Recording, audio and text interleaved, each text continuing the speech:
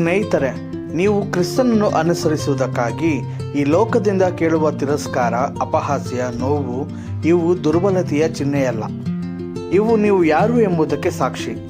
ಲೋಕವು ಯೇಸುವನ್ನು ಯಾಕೆ ದ್ವೇಷಿಸಿತು? ಆತನು ಸತ್ಯವನ್ನು ತಂದನು. ಸತ್ಯ ಕತ್ತಲೆಯ ಹೃದಯಕ್ಕೆ ಚುಚ್ಚಿತು. ಆತನು ಬೆಳಕಾಗಿದ್ದನು. ಬೆಳಕು ಕತ್ತಲೆಯ ಸುಖವನ್ನು ನಾಶ ಮಾಡಿತು. ಅದಕ್ಕೆಂದೇ ಈ ಲೋಕ ಆತನನ್ನು ತಳ್ಳಿತು. ಇಂದು ನಿನ್ನ ಮೇಲೂ ಅದೇ ದ್ವೇಷ ಬರುತ್ತದೆ. ಯಾಕೆಂದರೆ ನೀನು ಆತನ ಬೆಳಕನ್ನು ಹೊತ್ತಿರುವವನು.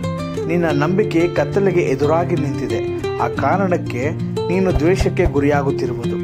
ಆದರೆ ಕರ್ತನು ಹೇಳುತ್ತಾನೆ, ಭಯಪಡಬೇಡ. ದ್ವೇಷ ನನ್ನ ಮೇಲೆ ಬಂದ ಹಾಗೆ ಅದು ನಿನ್ನ ಮೇಲೂ ಬರುತ್ತದೆ. ಆದರೆ ನಾನು ಈ ಲೋಕವನ್ನು ಜಯಿಸಿದ್ದೇನೆ. ಆದ್ದರಿಂದ ನೀನು ಜಯಿಸುತ್ತೀ. ಈ ಲೋಕ ನಿನ್ನನ್ನು ಹಾಸ್ಯ ಮಾಡಿದರೂ ಪರಲೋಕ ನಿನ್ನನ್ನು ಗೌರವಿಸುತ್ತದೆ. ಈ ಲೋಕ ನಿನ್ನನ್ನು ತಳ್ಳಿದರೂ ಯೇಸು ನಿನ್ನನ್ನು ಎತ್ತುತ್ತಾನೆ. ಆತನಿಗಾಗಿ ನೀನು ಸುರಿಸುವ ಪ್ರತಿಯೊಂದು ಕಣ್ಣೀರು ಭವಿಷ್ಯದಲ್ಲಿ ನಿನ್ನ ಕಿರೀಟವಾಗುತ್ತದೆ. ಹೀಗಾಗಿ ದ್ವೇಷಕ್ಕೆ ಕುಗ್ಗಬೇಡ, ನಿಂದನೆಗೆ ಕುಗ್ಗಬೇಡ. ನೀನು ಕ್ರಿಸ್ತವನಾಗಿರುವುದರಿಂದಲೇ ಈ ಲೋಕ ನಿನ್ನನ್ನು ದ್ವೇಷಿಸುತ್ತದೆ. ಆದರೆ ಕ್ರಿಸ್ತನು ನಿನ್ನನ್ನು ಎಂದಿಗೂ ಕೈಬಿಡುವುದಿಲ್ಲ.